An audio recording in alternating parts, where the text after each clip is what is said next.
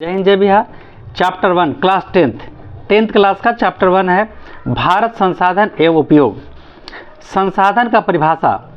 संसाधन जिस साधनों से मानव की आवश्यकताओं की पूर्ति होती है और उनका जीवन स्तर उन्नत होता है, उन्हें सभी साधन संसाधन कहलाते हैं। अगला प्रश्न है, किसने कहा था कि संरचना होते नहीं बनाए जाते हैं? जिमरमैन। संसाधन कितने प्रकार के होते हैं?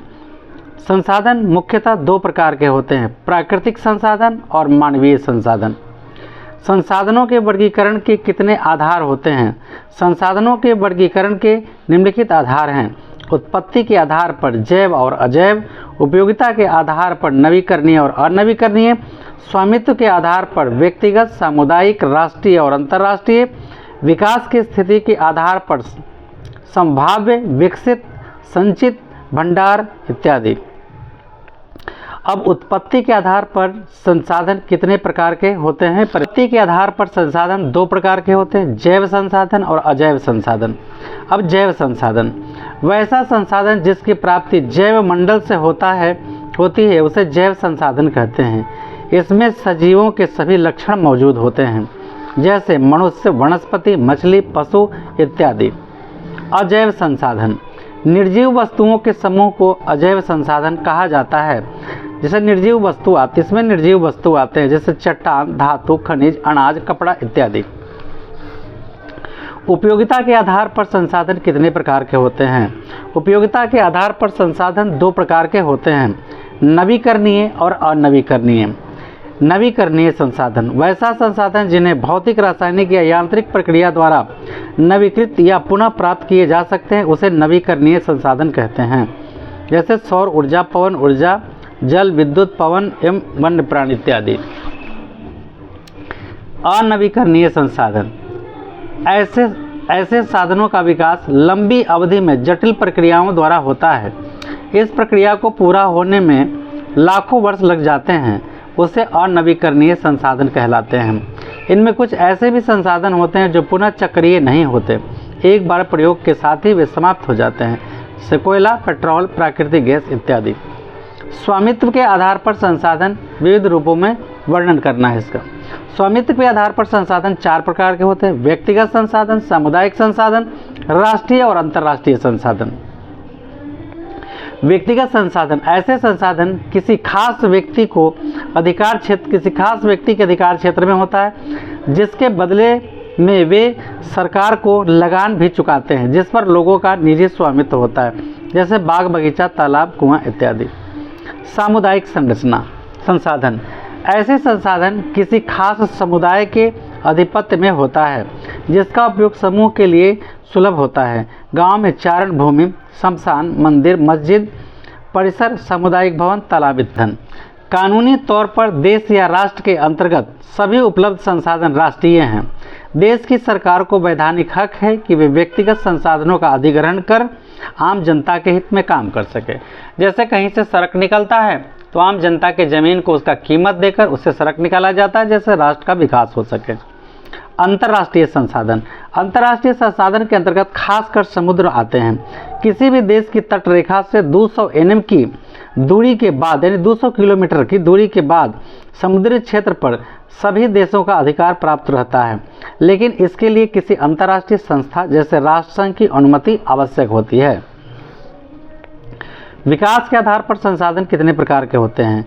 विकास के आधार पर संसाधन चार भागों में बांटा गया है, संभावी संसाधन, विकसित संसाधन, संचित संसाधन और भंडार संसाधन। संभावी संसाधन वैसा संसाधन जो किसी क्षेत्र विशेष में मौजूद होते हैं, जिसे उपयोग में लाने की संभावना बनी रहती है, परंतु अभी इसका उपयोग नहीं किया गया है, जैसे हिमालयी क्षेत्र का खनिज, राजस्थान एवं गुजरात में सौर ऊर्जा। विकसित संसाधन जिन संसाधनों का सर्वेक्षण हो चुका है, जिनके इस्तेमाल की मात्रा और गुणवत्ता तय हो चुकी है, उन्हें विकसित संसाधन कहते हैं। जैसे नदियाँ, झीलें, जंगल, पेट्रोलियम, कल, कोयला, फल कोयला, गुजरात और राजस्थान में उपलब्ध सौर ऊर्जा, पवन ऊर्जा इत्यादि। संचित कोष संसाधन कुछ संसाधन ऐसे होते हैं जो भंडार संसाधन के ही अंश होते हैं, जिसे उपलब्ध तकनीक के आधार पर प्रयोग में लाया जा सकता है। इसका उपयोग तत्काल में नहीं हुआ है, परंतु भविष्य के लिए यह सुरक्षित है। इसे भविष्य की पूंजी भी कहा जाता है, जैसे बांधों में जमा पानी, वन, नदियाँ का पानी, वन्य जीवन और सौर ऊर्जा, पवन ऊर्जा। अब भंडारण संसाधन, जो संसाधन उपलब्ध हैं लेकिन उनका सही इस्तेमाल करने के लिए हमारे पास तकनीक नहीं है, उसे भंडारण संसाधन कहते हैं। जैसे हाइड्रोजन ईंधन एक भंडार संसाधन है। अपवर्जक आर्थिक क्षेत्र किसे कहते हैं? अपवर्जक आर्थिक क्षेत्र किसी देश की तट रेखा से 200 किलोमीटर की दूरी तक का क्षेत्र उस देश का आधिपत्य का केवल वही बिजली, मत्स्य पालन, परिवहन आदि के लिए कर सकता है, अपवर्जक क्षेत्र कहलाता है। किसने कहा था हमारे पास पेट भरने के लिए बहुत कुछ है लेकिन पेटी भरने के लिए कुछ नहीं? ये महात्मा गांधी ने कहा था। संसाधन संरक्षण की उपयोगिता को लिखें। सभ्यता एवं संस्कृति के विकास में संसाधनों के आधार भूमिका होती है, अहम भूमिका होती है। संसाधनों को विवेकपूर्ण सामाजिक, आर्थिक, सांस्कृतिक एवं पर्यावरणीय समस्याओं के समाधान हेतु उपयोग करना ही संसाधन संरक्षण कहलाता है। भविष्य में आने वाले पीढ़ी को इस रूप में संसाधन मिले, अतः इसका संरक्षण, बचाव करना बहुत आवश्यक है। संसाधन निर्माण में तकनीक की क्या भूमिका स्पष्ट करें? संसाधन निर्माण में तकनीक की अहम भूमिका होती है, क्योंकि विभिन्न उपकरणों और मानव कुशलता के कारण ही संसाधनों की खोज किसी भी स्थान पर उत्खनन से पहले की जाती है। बिना तकनीक एवं कार्य कौशल पर निपुणता के कारण बिना संसाधनों का खोज एवं उपयोग की विधि पाना संभव नहीं है। संसाधन के विकास में सतत विकास की अवधारणा की व्याख्या की। संसाधन मनुष्य की जीविका का आधार है। जीवन की गुणवत्ता बनाए रखने के लिए संसाधनों के सतत विकास की अवधारणा अति आवश्यक है। मानव के लालच और लिप्सा ने संसाधनों की तीव्रता से दोहन कर संसाधनों के भंडार में चिंतनीय ह्रास ला दिया है। भूमंडलीय तापन, ओजोन क्षय, पर्यावरण प्रदूषण, मृदा क्षरण, भूमि विस्थापन, अम्लीय वर्षा एवं असमय ऋतु परिवर्तन जैसी पारिस्थितिक संकट पृथ्वी पर व्याप्त सभ्यता और संस्कृति को निगल जाने के लिए तैयार है। सतत विकास की अभिधारणा तो वास्तविक में पर्यावरण को बिना क्षति पहुँचाए भविष्य की आवश्यकताओं को मद्देनजर रखते हुए वर्तमान विकास को कायम रखना है। संसाधन संक्षारण को बचाने के लिए उठाए गए कदम बताएं। मेघा पाटेकर का नर्मदा बचाओ अभियान, सुंदरलाल बहुगुणा का चिपको आंदोलन, संदीप पांडे का वर्षा जल संचयन नीति। विश्व शिखर सम्मेलन कब हुआ था? विश्व शिखर सम्मेलन 1972 में हुआ था। किस सम्मेलन के बाद 5 जून को पर्यावरण दिवस? विश्व शिखर सम्मेलन के बाद पर्यावरण दिवस 5 जून को मनाया जाने लगा। पर्यावरण को बचाने के लिए सम्मेलन का नाम लिखें एवं विस्तार करें। पर्यावरण को बचाने के लिए सम्मेलन का नाम पृथ्वी सम्मेलन रखा गया। प्रथम पृथ्वी सम्मेलन। इस सम्मेलन का आयोजन 3 से 14 जून 1992 को रियो डी जेनेरो में किया गया था, जिसमें विकसित एक विकासशील देशों के लगभग 178 प्रतिनिधियों ने भाग लिया। इस सम्मेलन में ग्लोबल वार्मिंग, वन संरक्षण, जैव विविधता कार्यक्रम 21 एवं रियो घोषणा पत्र समझौता किए गए थे। द्वितीय पृथ्वी सम्मेलन। इस सम्मेलन का आयोजन 23 से 27 जून 1997 को न्यूयॉर्क में प्रथम सम्मेलन के मूल्यांकन के लिए 5 वर्ष बाद आयोजित हुआ था। इसे +5 सम्मेलन कहा जाता है। क्योटो सम्मेलन। दिसंबर 1997 में पृथ्वी की ग्लोबल वार्मिंग से बचाने के लिए जापान के क्योटो में सम्मेलन आयोजित होते, जिन्होंने 159 देशों ने भाग लिया। इसमें 6 गैसों CO2, मीथेन, N2O, HFC पर क्लोरोफ्लोरोकार्बन CFC तो क्लोरोफ्लोरोकार्बन सल्फर हेक्साक्लोराइड को ग्लोबल वार्मिंग के लिए जिम्मेवार मानते हुए उसके उपयोग में कटौती पर सहमति बनी।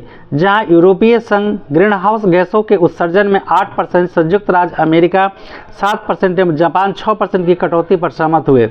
इसे मॉन्ट्रियल समझौता 1987 का विस्तार भी माना जा सकता है। इस सम्मेलन में विश्व के पर्यावरण सम्मेलन या ग्रीन हाउस सम्मेलन के नाम से भी जाना जाता है। तृतीय पृथ्वी सम्मेलन। इस सम्मेलन का आयोजन 10 वर्ष बाद 26 अगस्त से 4 सितंबर तक 2002 में जोहान्सबर्ग में आयोजित हुआ। इस सम्मेलन में पर्यावरण संबंधी 160 धाराओं पर विश्वास विश्व स्तरीय सहमति तैयार करना था, पर इस सम्मेलन का कोई परिणाम नहीं निकल सका। इस सम्मेलन में विश्व के विभिन्न देशों में लगभग 2000 प्रतिनिधियों ने भाग लिया था। संभावी एवं संचित कोश संसाधन में अंतर स्पष्ट करें। ऐसे ज्ञात संसाधन जिनका उपयोग पृथ्वी तक नहीं किया वे सभी संभावित संसाधन उपयोग अभी तक नहीं किया गया है, वे सभी संभावित संसाधन कहलाते हैं, जैसे पवन ऊर्जा, सौर ऊर्जा। वैसे संसाधन जो ज्ञात भी हैं और साधारण तकनीक के आधार पर उनका उपयोग किया जा सकता है, किंतु भविष्य के लिए सुरक्षित रखा गया, इन्हें संचित कोश या संसाधन। तो प्राकृतिक संसाधन कितने प्रकार के होते हैं? 2। कोयला किस प्रकार का संसाधन है? अनवीकरणीय। सौर ऊर्जा कौन सा संसाधन है? नवीकरणीय या पुनः पूर्ति योग्य। तट रेखा से कितने किलोमीटर की दूरी तक सीमा अपवर्जक है? 200 किलोमीटर। डाकुओं की अर्थव्यवस्था का संबंध है संसाधनों का अनियोजित विदोहन। संसाधन होते नहीं बनते हैं, किसने कहा था? जिमरमैन। भारत को किस राज्य में सौर ऊर्जा का आधुनिक उपकरण बड़े स्तर पर लगाया जा रहा है? गुजरात। नर्मदा बचाओ अभियान किससे संबंधित है? मेघा पाटेकर। चिपको आंदोलन के नेता कौन है? सुंदरलाल बहुगुणा। वर्षा जल संचय की नीति किसने बनाई? Sandeep Pandey. Small is beautiful किसने कहा?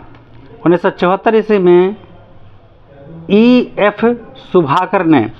पर्यावरण दिवस कब मनाया जाता है? 5 जून 1972। कब से मनाया जाता है? 5 जून 1972 से।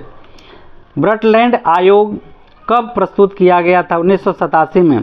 प्रथम पृथ्वी सम्मेलन कब हुआ था? 1992 में। द्वितीय पृथ्वी सम्मेलन 1997 में। तृतीय पृथ्वी सम्मेलन 2002 में। 97 ईस्वी जापान के क्योटो शहर में इसके मार्टियस समझौता 1987 पर विस्तार माना जाता है। क्योटो सम्मेलन में कितने देश ने भाग लिया? 159। विश्व शिखर सम्मेलन कब हुआ था? 1972। हमारे पास पेट भरने के लिए वस्तु कुछ है, लेकिन पेटी भरने के लिए नहीं, किसने कहा था? महात्मा गांधी।